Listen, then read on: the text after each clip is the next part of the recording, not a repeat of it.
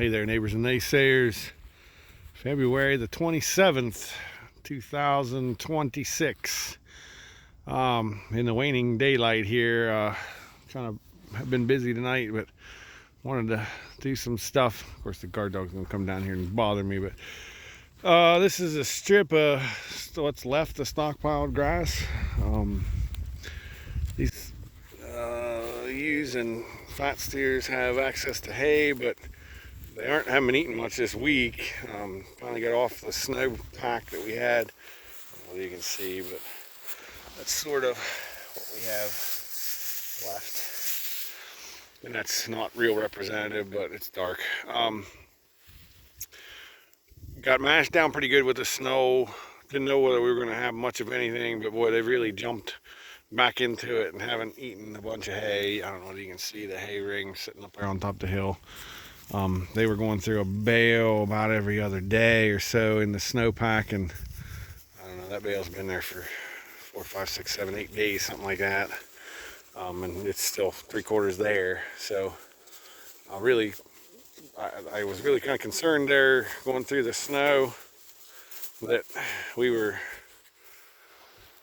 losing condition, and we were to an extent, even though our hay tested good enough to keep fat on them.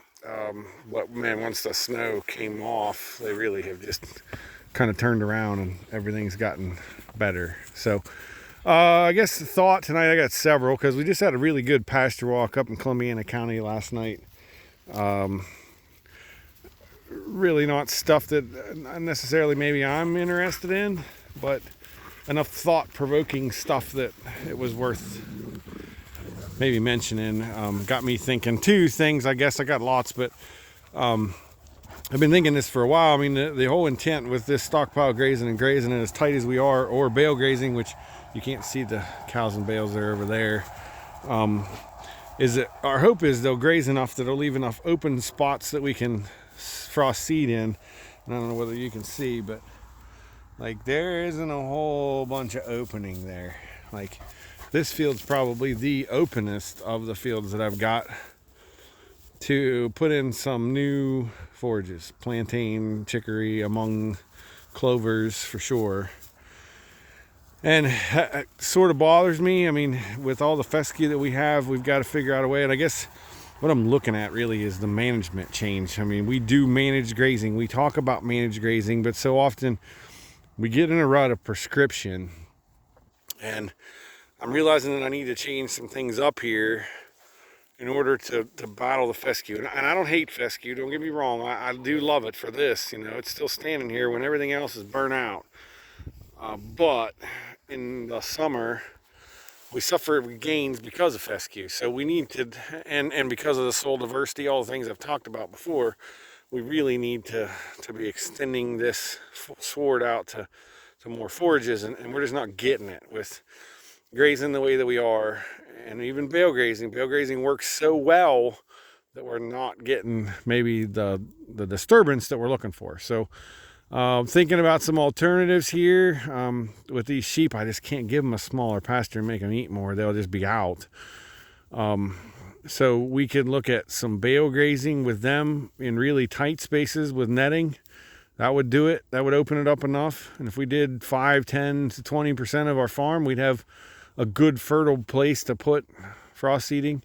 With the bale grazing across the road with the cows, and this is where I think I could really do it, is, you know, we did short spacing, we did long spacing now, which is what we call bale grazing, 90-foot centers. I really think I could for 10 to 20% of the farm, put those bales on a lot closer spacing, maybe 40 foot. And they'll go ahead and clean up a lot more of the thatch and stuff, especially with dry cows. And then maybe we'd have more room to insert some new forages. That's the thing. Like, it's a change in management.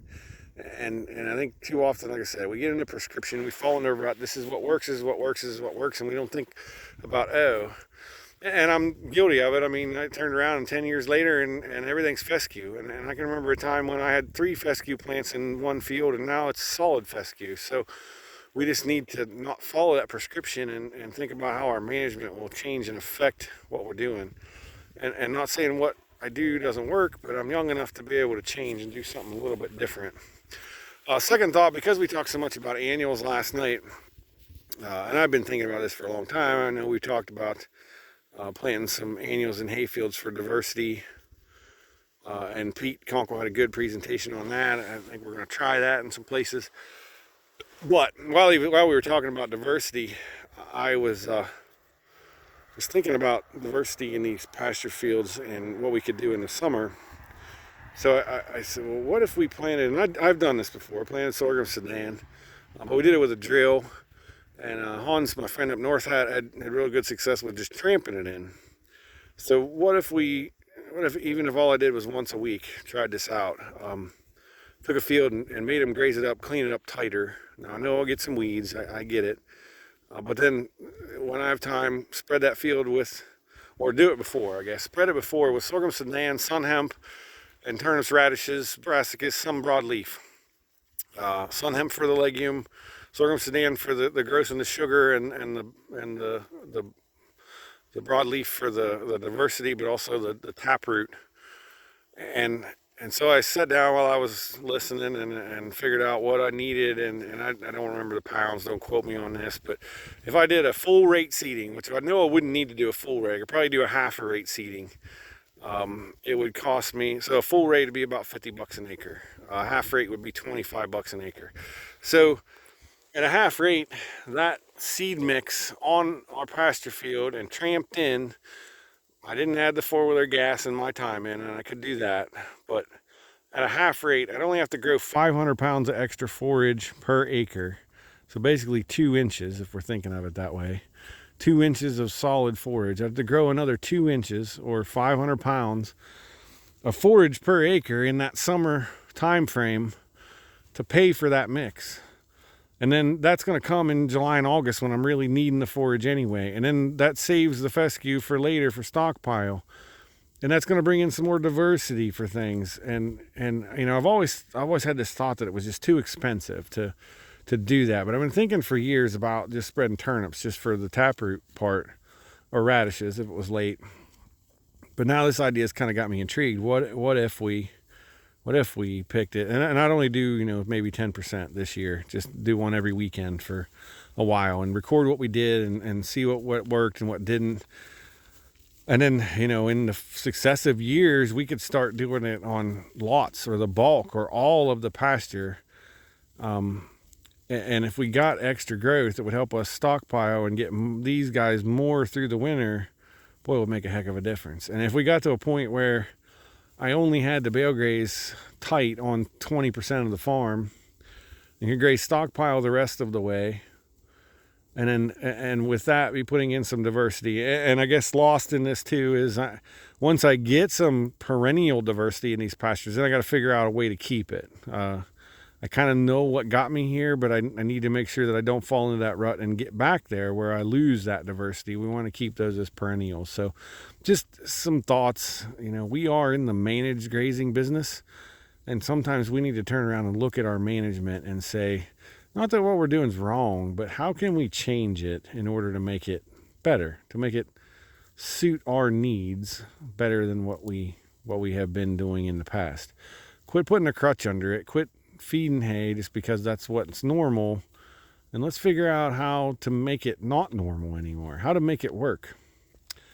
It's a crazy idea, but I like crazy ideas. It's only working when my neighbors think I'm crazy. With that, I'll say we'll see you next time.